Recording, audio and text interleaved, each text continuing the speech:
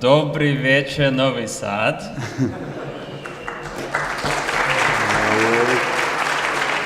Hvala što ste prидешли.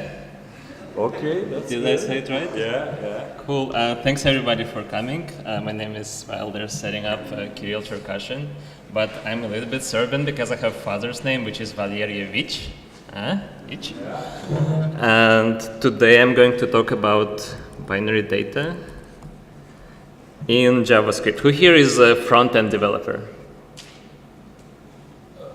Okay. Not that many people. Who here is a developer? Same people, okay, same old. In my experience, at least in front-end development, binary data is kind of something like, let me make it larger, like this. So everybody knows that in computers, somewhere below, there are like a bunch of ones and zeros, and they do something, and we rarely get to interact with them. So who here ever worked with like raw binary data? Okay, much few people. So today I'm going to look into three aspects of binary data. First of all, I look in files. How are they structured? Because most of the files we use, images, video, archives, they are actually binary.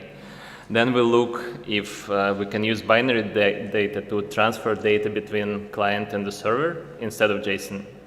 And also, we'll look a little bit into how JavaScript handles memory, because there is a lot of binary in that, and it's actually useful to understand why and how it works. And we will start with GIF. Okay, everybody knows what GIF is. You know, yeah, way more people than front-end developers. And here is some JavaScript code. You don't really need to know what to do, but basically there is a little upload file button. You can drag and drop a GIF there, and then what it does, it reads it as a string, and you get the result as a string. And if you upload a simple, like here I have this GIF with chickens, this is what you get, which is not very useful, right? You can see there are actually some words which you can understand. This one says GIF 89A. And by the way, if you don't see, if it's too small, please move forward. There are like a lot of spaces in front. There is also Netscape 2.0. Who knows what Netscape is? Okay, so it's a browser. So long time ago, there was a big war between two browsers. One was Internet Explorer, and another one was called Netscape Navigator. And believe me or not, Internet Explorer was considered a better browser. Hard to imagine now. So Netscape eventually died. Parts of it turned into what's called now Firefox. But apparently Netscape is still living inside of GIF animations. So every single animated GIF will have this Netscape 2.0 in it. And here is a simpler GIF, just 4 colors, 4 pixels. Here's the code. There are a lot of characters which are not displayed because this computer doesn't know how to display it. But for example, here I can probably just take one of them, change, and it should change the colors. So every single character, even though they don't make sense, actually means something for the picture. Now I'm going to do exactly the same thing, and there will be just one line which changed. We're not going to read it as a string, but we're going to read it as an array buffer. This is a JavaScript data structure which is used for binary. And then we get something like this. So it's a lot of zeros and ones, and again, it's not really useful unless you know what's going on. And the thing with all the binary data is really important to understand what it is about, what are we looking at. So here we have some binary data, it's a bunch of ones and zeros, and they don't make sense for us until somebody tells us what's there. It can be maybe a very long number, maybe it's a very small picture, maybe it's some text. But the moment somebody tells us what's there, so for example, this is a UTF-8 string, we are able to translate it to text. So this was saying Novi Sad all the time. But it also can be a number, so nobody knows until you know what's happening. So there must be some kind of schema which tells you what's happening. And for GIF, this schema is called standard, of format. It's a 30-page document, which was first created in 1987 and later refined in '89, which means that the latest GIF standard is maybe older than half of the people in this room. It's definitely very close to my age. And since then, it haven't been updated, and still a lot of people actually use GIF for web. I recommend not using GIF for web, but we will look inside of it just to understand how images can be structured. So here is the same ones and zeros we saw before, which represent this file.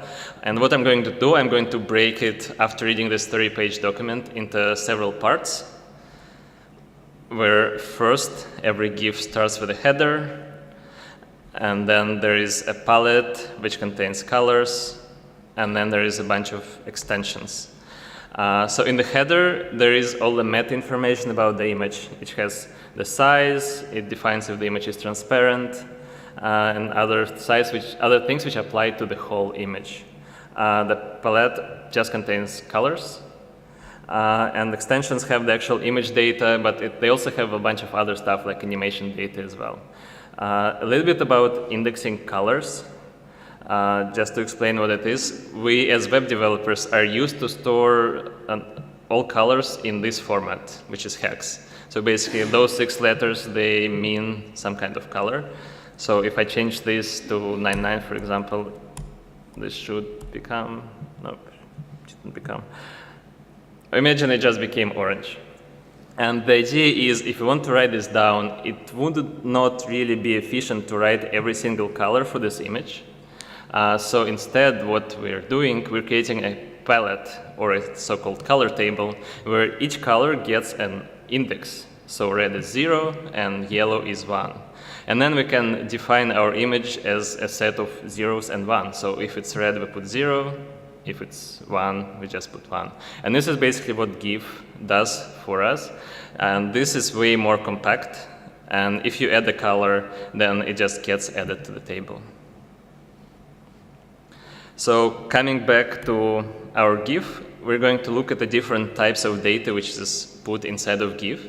And the structure of the GIF is pretty solid. So if you calculate ones and zeros and you get this would be like 80 or 90 or something, this bit will always mean the same thing for GIF. So in this specific case, this bit, it can be 1 or 0, means whether there is a global palette present for this image. I can actually change it here, but it will break the picture. I can do it. Boom. So now the browser will think, oh, there is no global palette in this image, so I'm not going to look at, I don't know what the colors are, and it cannot display it anymore. And this is why everything is broken. There are few bits, where bit is just like 1 or 0 in this GIF. The more useful one, which doesn't break the picture, is this bit, which is called isTransparent. And as some of you know, GIFs can be transparent. So if you have something in the background, it will be visible through. And if I switch this value to 1, one of the colors will become transparent. Boom, so now it's the first color. And later I'll show you how to change the color which is transparent. There are some other bits. Let me see if I can find something interesting. There is an interesting bit here, which is called isPaletteSorted. And the only reason it was present is because at the moment of creation of GIF, some monitors could not display 256 colors, which was very rich at the point. And they had to figure out, okay, if we take this beautiful GIF, which has 256 colors, and we show it on a monitor which only supports 16, what do we do at all? And the answer is you sort the colors by how meaningful they are. So if the first 16 colors in the list actually are enough to at least get some understanding of what's in the picture, then this flag will be set to 1, and other computers with the worse monitors will know how to show it. And now, obviously, every single display is way better than this, but we still, in every single GIF, and it will be a recurring topic in my talk today, we still have this bit which was really important many years ago, and now we kind of just don't care, but we have to have it either way. The next thing we're going to look at is numbers. So for example, this number, which translates to 2, and I'll show later how, is the width of the picture. So it's pretty simple. Here we have 2 pixels. So I'm going to change this 0 to 1, which will turn it into a binary 3. And now browser thinks that the width of this image is 3 pixels, but it doesn't have enough data to actually display it. Let me revert it just so the picture is bigger. There are some other, so there is also height. There is background. So background is specifying which of the images will be transparent. In our specific case, it's 0, but there is a little thing which I have to explain. We can have global information, but we also, because GIF can be animated, it can have multiple slides of image. So this information is also present for slide. We only have 1 right now, so it doesn't matter. But here, if I change this transparent color to 1, then hopefully yellow will become transparent. Yes. So I think you get the idea. Basically, every single 1 or 0 here has some significance. And there is interesting this one. It's palette size. It basically allows you to specify how many colors you will have in this palette. And it calculates it as a power of 2 of the number we provide plus 1. And that might sound complicated, but basically, if it's 1, it will be 4. If it's 0, it will be 2. If it's 2, 8, 3, 16. Basically, you multiply it twice with every single increase. And the maximum number we can have here is 7. And if you do this magic mathematical operation with 7, you get 256. And this is actually the maximum number of colors in GIF. So if people who are creating GIF at some point would add just like 1 single bit here, it would allow us to store 16 bits of colors, which would amplify this number to 65,000. So just adding 1 little bit to a GIF would allow us to have like full color GIFs. But we don't have that, and maybe we shouldn't. A little bit about how binary numbers are converted to non-binary. Who here is studying computer science or studied computer science? Okay, many people. I'm not going to explain this in detail, but basically the significance of, and a lot of people have this or will have in university, the significance of every bit in this binary number is basically whether a power of 2 is included in this number. So if I want to add 32 to my number, which is 0 right now, I just switch this to 1, and this number, 100,000 binary, becomes 32 in decimal. If I want to add 8 to this, I just flip this bit, and it adds 8 to the number becomes 40. And the last thing I'll do, I just add 1, flip this bit, the number becomes 41. So that's basically all the binary is. If it's confusing but sounds interesting, check out the slides after this. You can play with all of it, like press the button and see how it works. There is one catch. If we check all the boxes, we'll be able to store 255, 256, including 0 values. But sometimes you want to store a negative number. And the way you do it is you use 1 bit for a sign, which can be plus or minus. And this way you're still in 1 byte, 8 bits, but you only can store numbers from minus 127 to 127. So you cannot go as high. So whether this sign is present or not is actually important when you're reading a number. So if you see a number which is like 0, 1, 1, 1, 1, 1, you don't know if it's signed or not. So you have to have somewhere in schema, you have to know it if there is a sign or if the first number is actually adding 128 to your number. However, we don't really, as JavaScript programmers, we don't really need to know all this information because we can just tell JavaScript to convert it for us. We use parseInt, we pass any number we want, and then it just converts converts this for us. You can put different bases here, so you don't have to have binary encoding. You can have like, I don't know, 7 ternary encoding, and JavaScript will still do it for us. Not sure how much use it is, but it's pretty cool. And the same thing in the other direction, because it's JavaScript, we're using toString, which doesn't make sense, but does make sense in JavaScript. And you pass 2 as an argument, and then you get this result. Same thing, you can pass any kind of base here. The maximum base, who knows the maximum base which you can produce in JavaScript? Any thoughts? 64? Okay, 64 is a good answer. So the way JavaScript it does is all English characters and all numbers, which together give, I think, 36? Yeah, so 36 is maximum. If they would allow underscores, dashes, and uppercase characters, then we would be able to get like up to base 66, which is very popular in coding. Cool. So now we know how numbers work, and the next thing is hex. Hex is basically short for 16 and the decimal sexta, basically base 16 encoding. And most of us web developers are familiar with that because this is how we define the color. So each color basically is 6 hex digit from 0 to F. And it's really easy to convert hex into binary. So often if you open a binary editor, you will see things written not in binary numbers, but in hex instead, because 4 numbers in binary can map exactly to 1 letter in hex. So for 1 byte, you would just combine 2 hex digits, and it's way easier to perceive than 6 binary digits. To convert it, we just combine the operations we used to do before. We take a binary number, we parse int it, and then we convert it to base 16. So here I take the number, get 55 with the result. And we do exactly the opposite thing if we want to convert from hexadecimal to binary.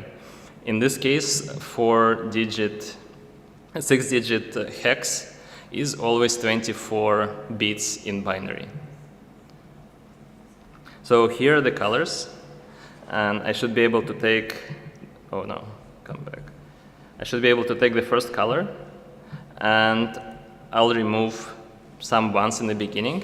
The color are just as in web. It's first we have a color of red, then it's color of green, and then it's color of blue. So we had 2 ones for the first color in the beginning, and that's why it's displaying as red. I'm going to turn them into zeros, and this color will become less red immediately. Boom. So now it's green. So here are all the 4 colors which we are using here, but they actually are presented like in binary format. Next thing is strings. We have a few strings in this image, and the way we map binary number to a string is we convert it to a 10 base number first, and then we look it up in this ASCII table. So this table, the idea is to encode strings in binary in some way. So for example, if we get number 86, it's V. And this is what I used in the beginning when there was this no VSAD encoded in binary numbers. So this is what I did. And this table was created like a long time ago, probably 80s, 70s. And obviously it was not enough because it only works in English. So at some point they added second page to it, which has like a lot of funny looking characters from other languages. But as you can see, like there is nothing like Cyrillic, for example, or like poor Chinese people, they like, even if they wanted, they couldn't fit in all their information in 1 byte. And this is why people created other encoding tables.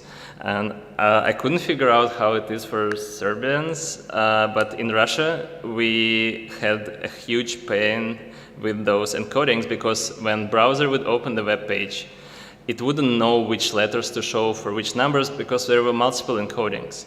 And this one, Windows 1251, it was really big on Windows, and it actually added a bunch of symbols from other languages than Russian. So this is Russian, but for example, like this, I think is Serbian. Yep, here you go. But then there was another encoding, which was, oh wait, there is a joke, there is a joke. So this is my favorite food. It's Russian food, it's called pelmeni. And it's really cool. It's just pieces of meat in dough. You can throw it in the fridge, and then anytime you're hungry, you take it out, boil for 5 minutes, and then you got a meal, which is amazing. When I was a student, I ate this every day. Just recently, I learned that all this time I was writing this inefficiently because it takes 8 characters to write it in Russian. But in Serbian, you have those special letters, so you can only use 6 letters and get the same result. I think it's amazing. But there was another encoding in Russian, and they're like, hey, we don't need all those like other whatever letters. Instead, we're going to add a bunch of corners, and like as a result, you should be able to build like windows from text. I don't know why, but basically this happened. And there were like a few other, and every time you would open a Russian website in the browser, it would basically guess what's the encoding, and sometimes it would just show like completely random Russian letters, and sometimes it would just show like something really weird. So here is a cool example. Somebody sent an address in Russian in email, and whoever opened it was like, huh, Russian is weird. And then they basically just copied this text on the envelope and just sent it. And the funny thing is like whoever received it was like, I think I know what it is. So they opened up this table and they mapped every single character back to Russian. And the fun fact is this place is literally like 5-minute walk to where I live in Moscow, which is just random picture from the internet. So luckily now we have a special encoding called UTF-8. It actually takes more than 1 byte, depending on like special values of some binary in the beginning of the thing. And it allows you to store like thousands and thousands of characters. So here they're like characters Chinese, and this is super cool thing. I don't know what it means, but it's some Indian, I think, some dialect of Indian character for something, but looks very cool. In order to get a number from a string, so for L, you're using a special string function or method called charCodeAdd. So in our case, we're using index 0, which means first character. So L index is 108. So if we go back to this table, we'll actually see that it is indeed the value. If we change it to 1, it will look at O, and it becomes 111. You can do the reverse using string.fromCharCode, and it's always fun to put like completely random number and see what it comes up with. Like, I don't know. So talking about strings, in GIFs, there are just 2 ways of using string. First of all, every single GIF you find in the web, it will always start with the word GIF. And this is, by the way, who did that? So you take a GIF or JPEG, any image, and then you change extension to like PNG, and then without changing the image, you upload it somewhere, and the browser still knows how to display that. Who tried that? Oh yeah, a few people, high five. So this is why.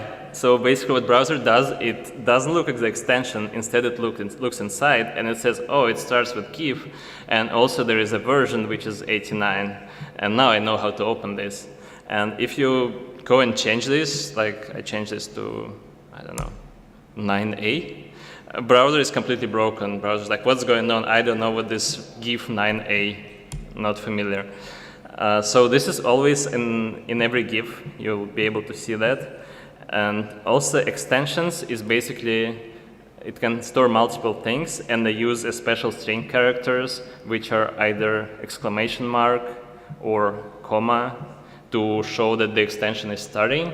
And then in the very end, they usually put semicolon. So after the semicolon, you can actually put arbitrary text, and it will be preserved, but browser will just ignore it and not display. So if you want to send secret message in a GIF, like that would be a good place.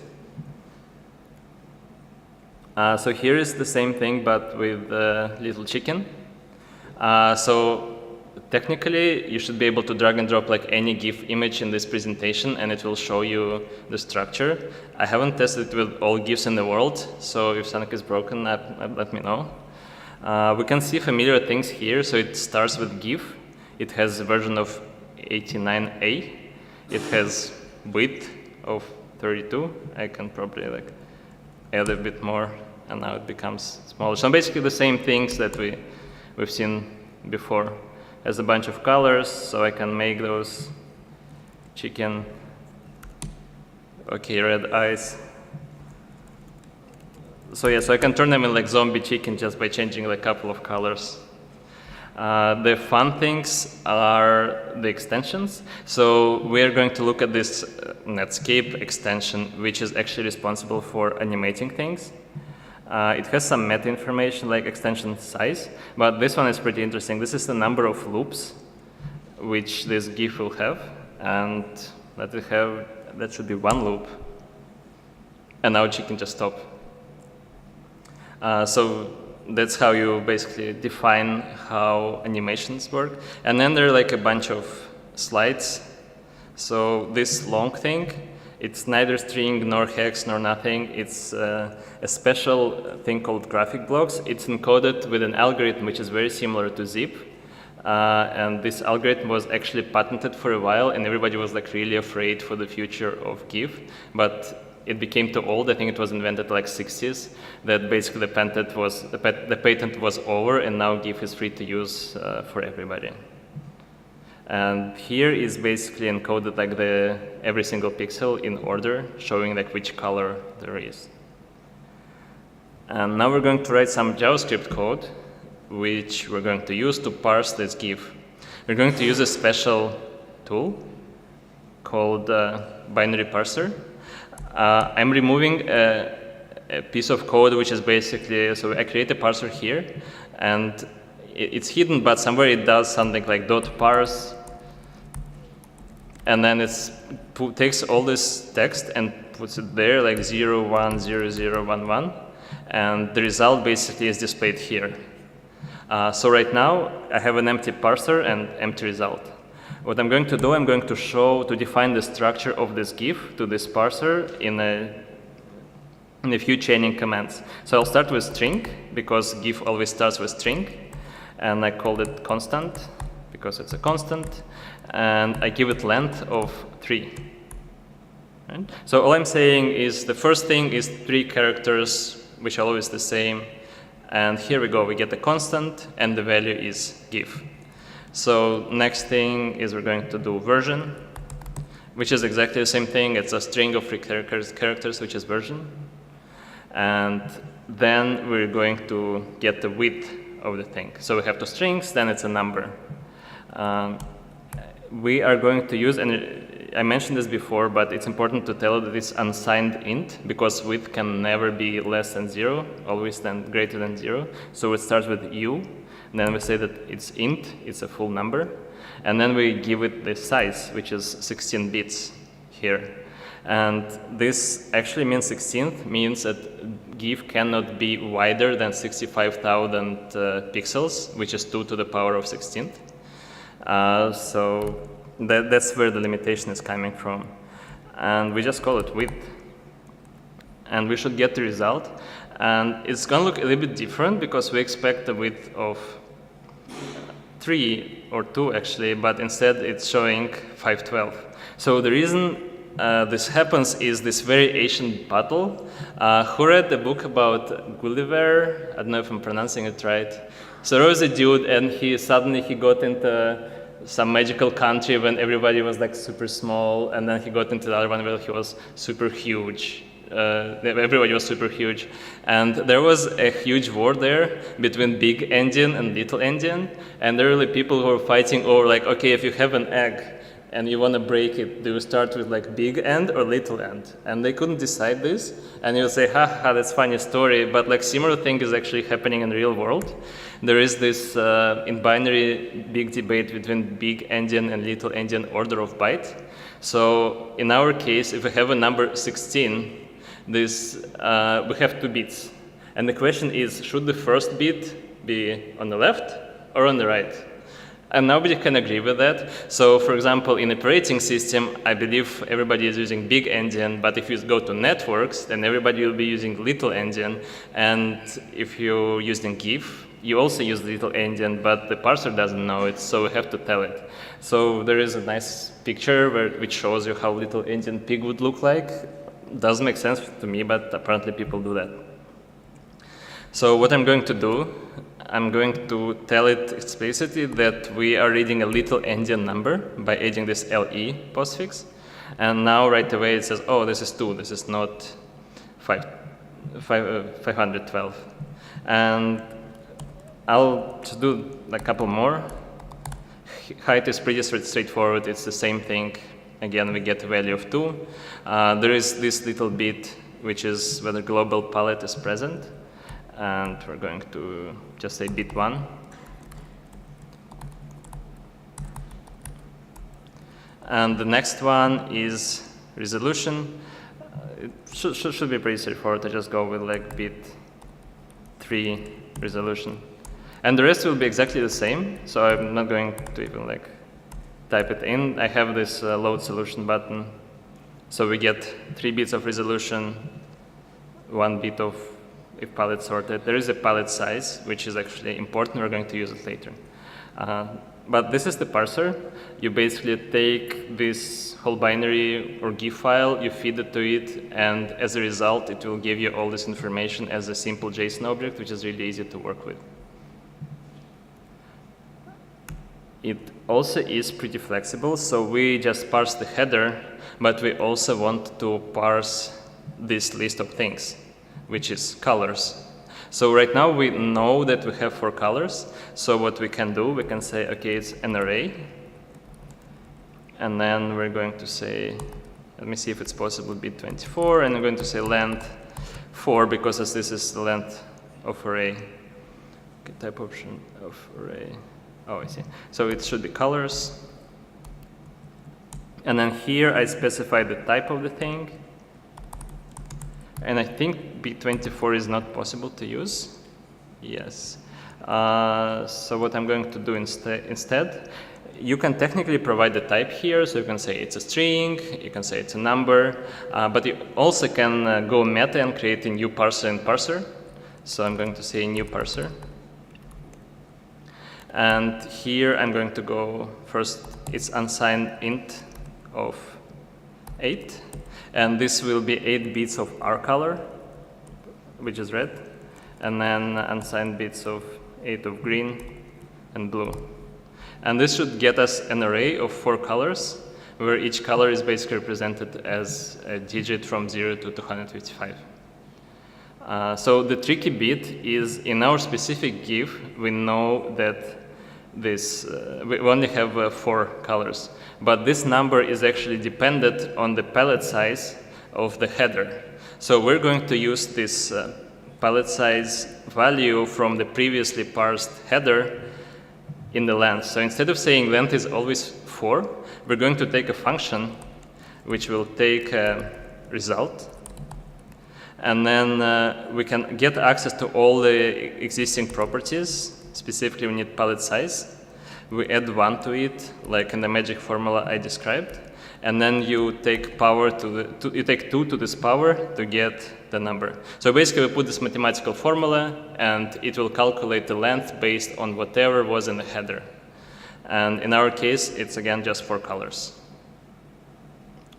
It does make sense? Everybody's following? Okay. Some people are nodding. Just few fun facts about GIFs. I already talked about size and colors. So it is possible to have actually GIFs of 65,000 colors. And the way you do it is, as I mentioned before, you can have multiple frames. And you can have like animation. But you can have an animation where animation speed is instant. And this way, first you have a frame for the top row, which uses like whatever colors you need. Then you have a frame for the second row. So basically, and each frame has a local palette, which can have up to 256 colors. So it's not very, it's kind of waste of resources, but if you really want to, you can actually do that. You can have unlimited number of animation frames. So if you want like a GIF with trillion animation frames, which works like, weights like many, many terabytes, you can do it. There was a plain text extension in GIF, which I thought was a very cool idea. It basically allowed you to add text in a GIF in a text format, and then the browser or viewer would just draw it on top. And eventually it would, for some reason, it never made it into the browsers. Also a little bit about file header constant. Every GIF file, as I mentioned, always starts with GIF and versions. There are two versions. JPEG always starts with this. If you ever compile a Java class and open it, it will start with this hex, which is cafe babe. I don't know why. And basically, every single binary file you ever use, they will have some kind of signature and the way to identify it, and they all are different. And there is this library called KaiTai. It's actually really cool. If I have internet, I'll show you, and if I don't, I won't. If I want, I'll describe it. But basically, on their website, they have a diagram for every single binary format you can imagine. So here is like archives, CAD files. There should be like some 3D model files somewhere there, network protocols, and then each of them will have a diagram, which it's kind of similar to what I was showing. It's displaying every single thing in a GIF, in which order it is. But also it has a format for parser, and you can use it with multiple languages. Yeah, you can use it with JavaScript, you can use it with C, you can use it, like there are like 10 languages which it supports. So if you ever need to deal, oh, here is like the full list of languages. There's like Lua, even Perl. Who loves PHP? I'm the only one, right? Okay. So forget about PHP, but basically all the other languages are supported. And I'm kind of really over time. Should I go a little bit more? Are people tired? Are we? Okay, I'll go a little bit more. I'll go quick. So most of us who do front end use JSON to send the data to the service. The thing with JSON is like it's extremely simple. You basically can encode any arbitrary type of data right away to the dynamic format, and when you debug it, you will see, okay, here's the name is Sarah and test is true. It's like very straightforward. The only drawback is it's kind of waits a lot. So here's a simple example. I have a JSON which basically takes 45 bytes. I think if I strip all the spaces, it will be like a bit less. And here is the same data, but in binary. So string is pretty simple. I just encoded it the way I showed before.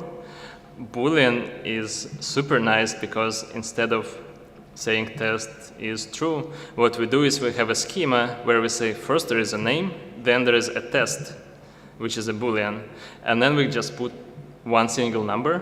And instead of having, what's here, like 10 characters, 90 bits of information, instead you just have one.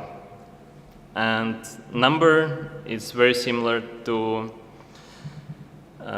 numbers before. You basically have to know what's the size of the number.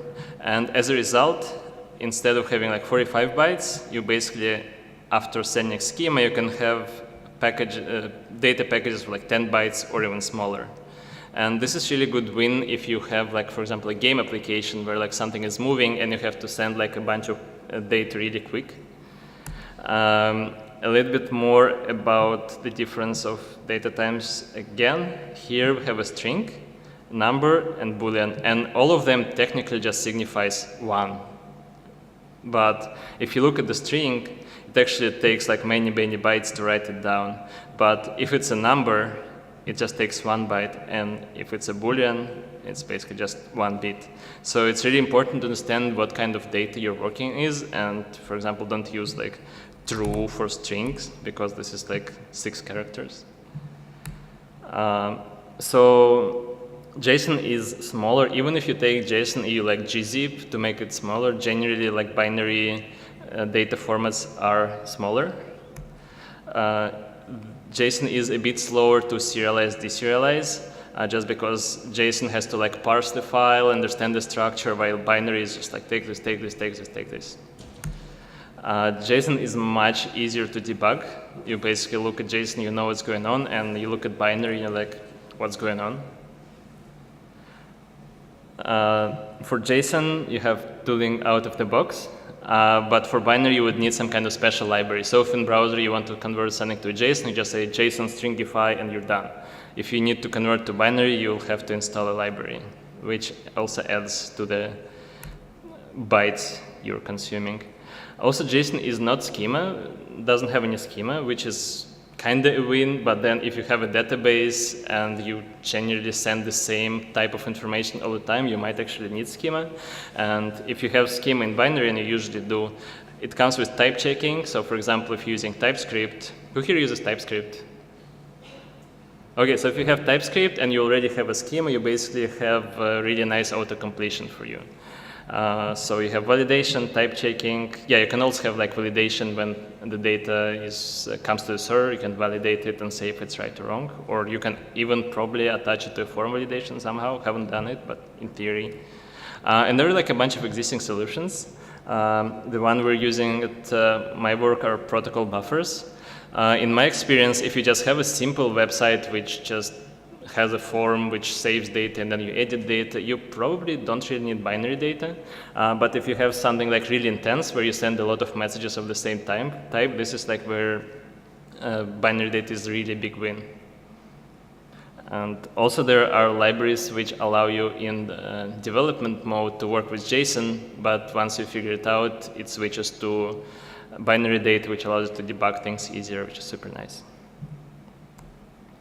Cool, and okay, the last thing, I have the last thing, right? Okay, we'll have a little thought experiment. So imagine you get a new job, and your new job is literally to be memory in computer and store data. So you have a bunch of boxes, you have 64 boxes, or let's say switches, so it can be either on or off, either 1 or 0, that's it. And then people come to you and they say, hey, can you store this array of 5 booleans? And since it's array, you know it's ordered. This should be really simple for you, right?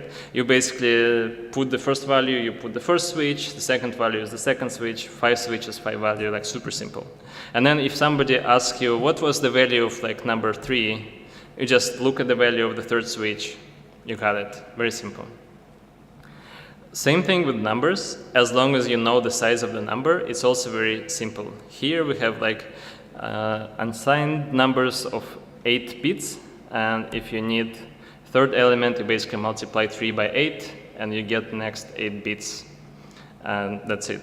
And this is basically how statically typed languages work, but that's not how JavaScript works. And the reason is, let's say somebody comes and say, hey, can you please store those 5 values? They're all booleans. You say, yeah, that's very easy. I save it. And then the same person comes in and say, oh, by the way, like one of them is a number. And like, what do you do now?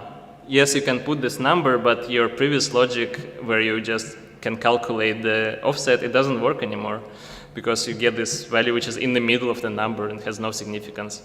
So how do you even solve it? And one of the ways would be before every value, store some kind of type of the value. This way you'll know how much to offset. So for example, if we're getting third element, we have to look at the first one. And okay, this type means it's just a bit. So you skip. Oh, this type means there are like 8 bits. You skip 8 bits. Then it's bit again. You skip 1 bit. And then finally you get your value. This is just a bit. You read 1 bit. Here you go. This works, but this is like not very efficient. You basically have to look through the whole thing before you are able to get the value. So the way JavaScript does it, and it's not exactly the same, but it's close to what's going on there, is it creates an array of 5 items. In reality, it would be more, but just to simplify, where each item is a reference to appropriate offset. So for example, if we want third value, then we go to the third element of the array. We convert it to our number. We get 33, so we go straight to cell 33. And then we know this is a type of, or 30, which is it in our case? I guess it's this one. I don't know, it's highlighted. But whatever, let's say it was 33. 34.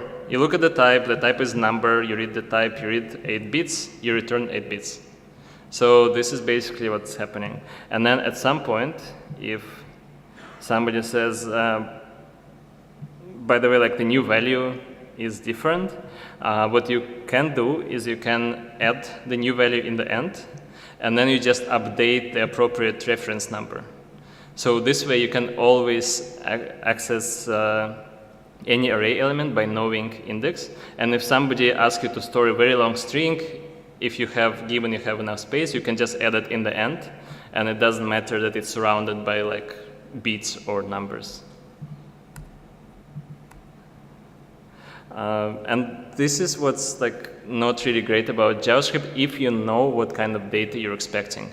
And this is why at some point JavaScript added typed arrays, where you define array not just as new array, but like as, in our case, unsigned int array of 8 bits. And then you give it the size, and what JavaScript does in this case, it just allocates you exactly 30 bits somewhere in the memory, and you can do whatever you want with them. And then it just works as expected. You don't have to store, so in our case, to store just like 5 bits of data, we actually had to use almost like all our memory. But if we use this approach, it's just much simpler. And there are different types. There is like signed, unsigned. There are like 16 bits, 32 bits, I think 64 bits. And the last thing I wanted to show is, yes, we can store the numbers this way, but there is no Boolean array. And the way modern users of JavaScript solve it is they're using something called bitmask. So in our case, we have a number 7, which consists of adding powers of 2, 1, 2, and 4. And then if you use AND, binary AND operator, with this thing and pass it a number, and it's included in our total number, it will return true, and then otherwise false. So you can also remove, for example, 2. For example, here we remove a flag 2 from 7, we get number 5. So it will return true for 1 and 4, and it will return false for 2 because we removed it. So basically what you do is you create a list of powers of 2, and that's what Angular does. In Angular, somewhere inside of the source code, there is this thing, which is called bitmask, technically, this whole technique. But the Angular component, they have different properties, and the way they do it as a huge number, which contains different flags. And this goes like way further than like 1, 2, 3, 4. Right? And the same thing actually React DOM does. So I went in the source code and found it. It's really interesting how they do this formatting, where just like they add the comment with appropriate number of spaces. But you can see it's much cleaner than Angular, and they have a bit less of them. But basically, they store a bunch of powers of 2, and they do binary operations with that. It's a really cool technique. I might not have explained it well, but if it sounds interesting, there is a really cool book called Hacker's Delight. It's not just about that. It basically talks about all the fun and interesting things you can do with binary and other things. It has a bunch of formulas, but it's not really scared. I really enjoyed it, like totally recommend. And this is the end. I recommended you a book. I really love books. So if any of you has a book recommendation, it can be technical, or I love fiction, it can be anything, come to me or ping me on Twitter, or send it to Marco, I don't know, and he'll forward it to me. But yeah, please recommend me a book. And yeah, thanks everybody. Okay.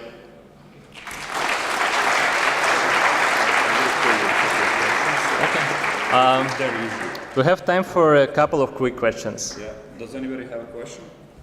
Yeah, no? Yeah, I'm scared too of this. The whole point was it's not as scary. Yeah, okay, but okay, I will start with first question. Let's break the ice. Yeah. I mean, this is not my part of the deal, yeah, but it's interesting. You said JSON is larger, than binary data. So my question would be, how large should be project in which you can use binary data, so you can feel the differences with using binary data and JSON? How big projects should be that you really feel that difference, you know. Okay, so the question is like at which scale of the project do you start to experience this? And I would say if you experience this, you know. So if you don't have this problem, don't solve it. But if you are sending a lot of things and like, okay, that's a bit too slow, then that's what you might be looking into. Like I know some real projects which had those issues, and they came to me and say, oh, we actually use like protobuffers and it's so much better and faster now. But if you have this problem, you know that. Like don't invent it. Okay. Is there any other questions? Yeah. No. Because we're recording, please. So you didn't mention how would you transfer from client to the server in an efficient way? Would that be still in, I mean, would you then just translate binary to characters again, or would you send binary in some other way to the server and back? Mm-hmm. So the question is like how do you transfer from how do you transfer the data from the client to the server? And you generally have two libraries, one on the client and one on the server, where the client one will take your data probably in JSON, but they're different libraries, so it depends. And then it just converts it to binary in the background, and it sends it as a binary chunk of HTTP requests. Or like if using something different, it doesn't have to be HTTP. And then server takes it and then converts it to whatever model you're using. It's available for like all possible languages. So you can use like JavaScript on the client and then JavaScript on the backend, or maybe Java or Scala, or like just you name it. So, right. If anybody has last question? Cool. Thanks everybody. Okay, thank you.